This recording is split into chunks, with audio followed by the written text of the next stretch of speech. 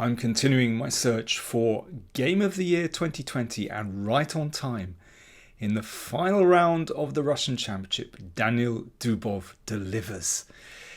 This is an extraordinary game. Stick around. In fact, it had a bearing on the final standings. More on that later. So, Daniil Dubov with white against Sergei Karjakin. Not a bad opponent. Starts out with bishop c4. And here, most of the big guys play bishop c5, and that's what Karjakin did here. And the reason they do that is because after knight f6, knight g5, well, this very old move leads to wild complications, very old lines, but new ideas are being discovered in that. So that's why most of the big guys prefer to play bishop c5, which of course means that knight g5 is impossible. And it could just go into Giocopiano with d3, but Dubov plays c3. He's got something else in mind. Knight f6. And now, of course, d3 could still lead to a Giocopiano, but d4, a very old move as well. Pawn takes pawn. And now, well, if pawn takes pawn, then check. And this is a bit dry, basically. Black is absolutely fine there. And, well, knight c3 just isn't very good. And e5 is interesting, actually. I mean, that's been played a few times recently, but basically black is fine here as well. That was Giri Carlsen, for example, but should be okay for black. Anyway, those are the main continuations. So what did Dubov do? Well, he played b4. Now that is a very unusual move. It's been seen a few times, but not played by very strong players. The computers don't approve of this move. But that's Dubov's skill. He's fantastic at finding really unusual ideas in common opening variations. Moves that upset his opponent, basically. And, well, already Karjakin invested 6 minutes over his next move. This is a classical game, by the way, of course. It was a classical over-the-board game. It was great to see in this Russian Championship. And now e5. So it is possible to play d5 here, like in the other variation. But this is more complicated because now white has that b-pawn available and pushes the knight to a poor square, and then you're going to take here, and it's absolutely mad. So that's why Karjakin preferred to play knight e4. Now if white just castles here, then d5, and that liberates black's pieces. That's much easier for black to play. So after knight e4, Dubov played a clever move. Bishop d5. Not only attacking the knight, but physically preventing black's pawn from playing to d5. So now black takes on c3. And here, if you castle, then black's going to castle. And, well, let's just have a quick look. This has been played before, actually. I don't know whether Dubov realized this. But that's playable for black. But instead, Dubov played bishop g5. Now, that's a new move. And that forces the knight back. And only then he castled. So that really gums up black's pieces here with this pin. And that's a kind of key part of this game. So h6, of course, if white takes, then black will recapture, and that just straightens everything out. So bishop h4, maintaining the pin. And here is a crunch moment in the game already. And that's also very interesting, actually, that basically Dubov puts the pressure on his opponent right from the word go. And players like Karjakin, who often have researched their openings, well, so deep, going into the endgame sometimes, they don't like to be set problems very early on in the game. He's having to think for himself. And that's a bit uncomfortable. Where here he played castles very quickly. According to the computer, the critical move here is g5. Now, the problem is that after this, knight takes. How exactly is black going to free himself here? And castling on the king's side would not be advisable. Or, after knight takes g5, knight takes bishop. The knight comes back to f3, attacking the queen. And the knight has to come back. And let's just play rook e1, preventing d6 because of the pressure here. Now, how exactly is black going to free himself here?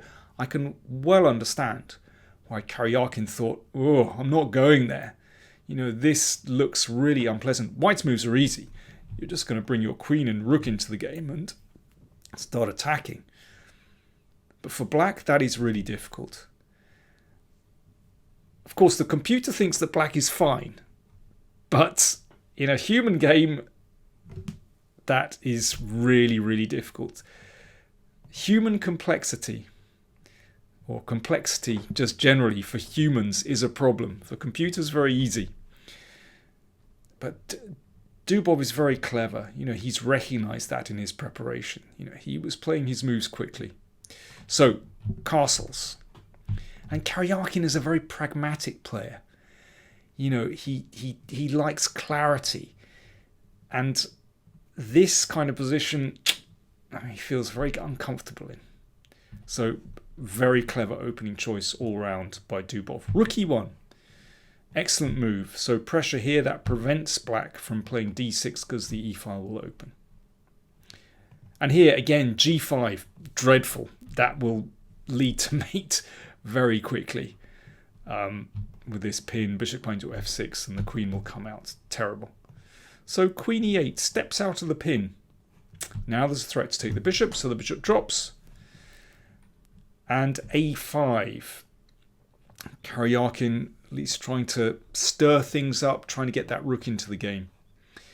And it's possible to play b5 here. No doubt Karjakin would push on. But Dubov, after a 20-minute think, went for bishop f6, just starting the attack straight away on black's king. And this is another big moment in the game. Karjakin thought for over 10 minutes here. Well, it would be a mistake to take, because we can take here and white wins a rook.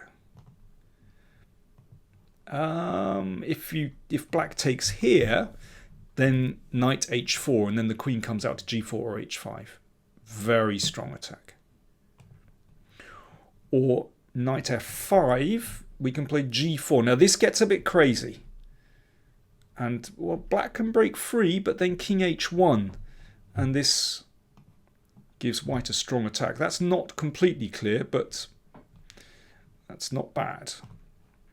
So bishop f6 sets some very awkward problems for black.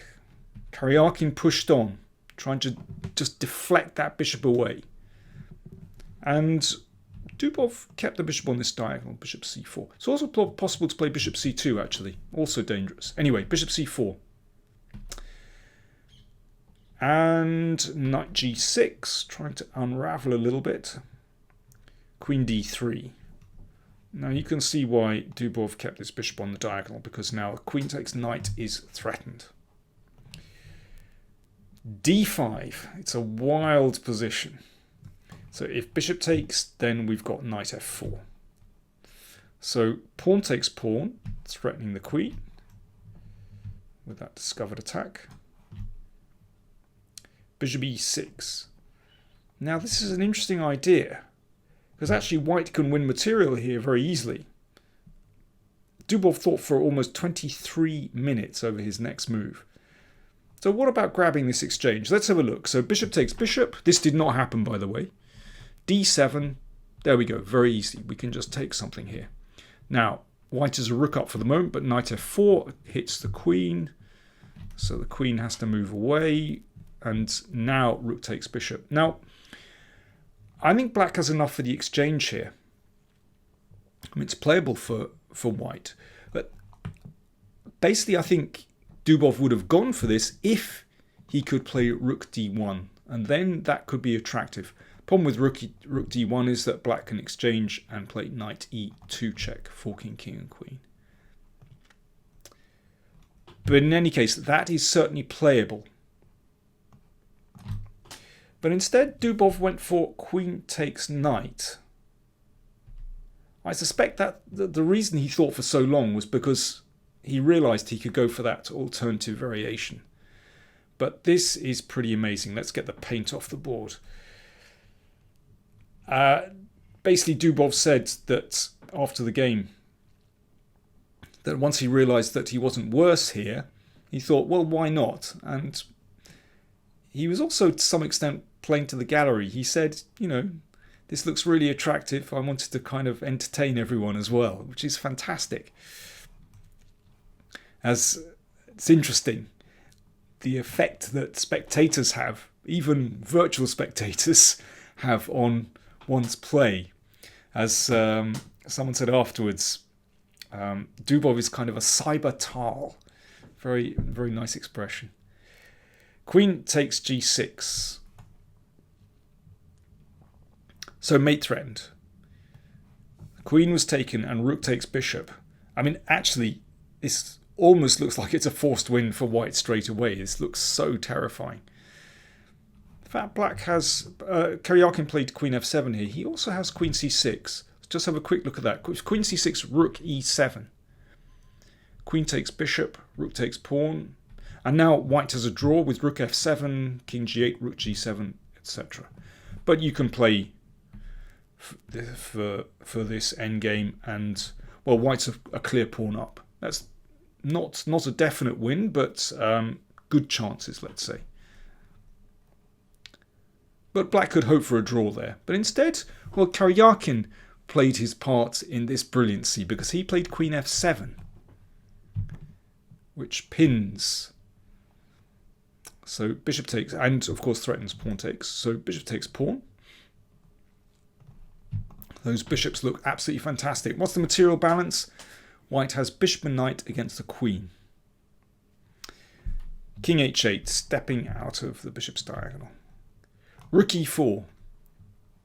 So the rook defends the bishop. So it's the only way out of the pin. Queen f5. And now the rook ducks back. Rook e7. Threatening g7. And, well, if the rook takes there, then that's, or the bishop. Yeah, bishop takes is the threat. Then that's fatal. So black has to play rook g8 to defend that. Bishop takes rook, rook takes.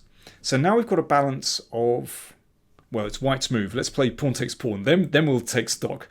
So white has rook and knight against the queen, plus that pawn on c7. That is the real trump in white's position, because that really restricts black. And counterplay, well, it's hard to find counterplay when white has that pawn here. But Karjakin goes for it. Queen c2. Attacking the bishop and also the pawn on f2. So the bishop moves. Bishop takes pawn check and the king goes in the corner. And the bishop came back. Now, black's problem here actually is that the queen can't really move away. If the queen moves away from the c-file, then white will be able to take here and make a queen. So actually white has time here. And that's why Dubov thought, well, okay, it's time to solve the problem of my king. Pawn to h3. So that means that he can look to bring this rook into the game. At the moment, there's nothing more that these pieces can do. He needs to bring the rook into the corner, rook in the corner into the game. King h7, and there's not much that Karjakin can do actually. Rook e1. Okay, so this rook prepares to enter the game, and now we can see, for example, what happens if the queen moves away from the c-file. We can play bishop takes, and well, the bishop threatens to move away with a devastating discovered check. And if rook takes, we make a queen. So that's why black's queen has to remain behind that. So basically black can't do much here. Karjakin played a3. Well, you never know. There might be a day when the queen can take here. Maybe, he's looking to take here and then take on a2. But Dubov can take his time. King h2. That's a very nice move because he's looking to bring this rook into the game, but he doesn't want some nasty check on the back rank which might be able to pick something up. So nice careful moves, h3 and king h2. g5, Karjakin gives his king a little bit of room. And now, having prepared carefully with these moves, brought the rook into the game, now Dubov goes for the final attack, knight d4. Problem is, of course, that yes, once this knight reaches the other side of the board on, maybe e6, that's fine. We're getting closer to the breakthrough, but it's kind of the transition getting there is tricky because suddenly, all white's pieces were protected and suddenly they're a bit loose. But it's still fine for white, actually. Just a quick look at bishop takes knight. In fact, this doesn't free black at all because then the rook comes in and there's a threat to play here. And if g4, actually, this can be taken care of. The rook can come back in this case. And, well, eventually there'll be some hit here on g7. Notice how passive the rook is. Should be winning for white. Could get a bit tricky though. Anyway, knight d4 just played. Queen c4, knight f5. The knight moves in for the kill and, well, it's a very unpleasant position. Let's just have a quick look at king g6. This did not happen, but knight g7 actually sets up some nasty threats. Rook e6 check threatened to take the bishop, and if bishop, let's say bishop a7, rook d1's a nice move, threatening rook d6, and there's some kind of mating net there. The king will have to go back, and then, well, it's all over. Karjakin played here, queen takes b4. But now that takes the queen away from the c file, and rook c1, excellent move. And now not a lot can stop the pawn advancing. Let's just see the final moves. King g6.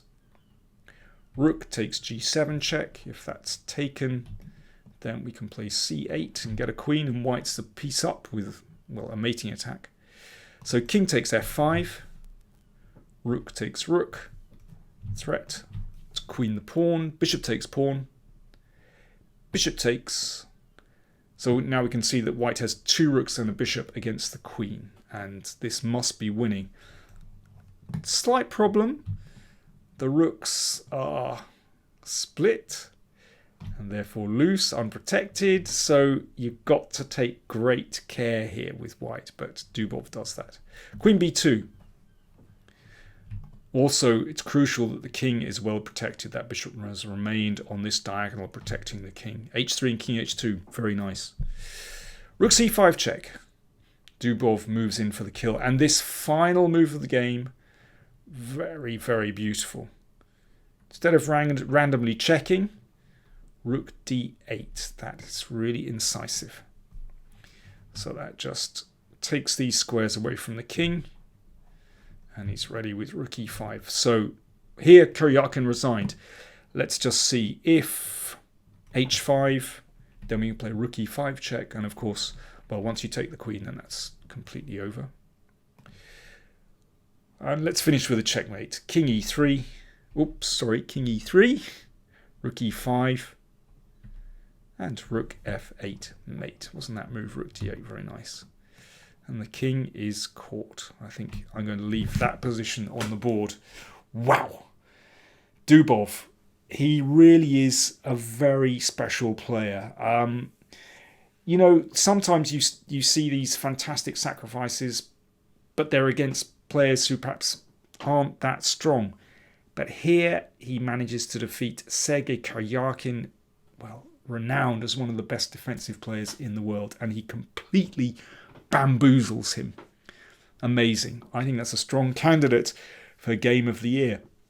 Now, this game actually had, as I said, a strong bearing on the final standings.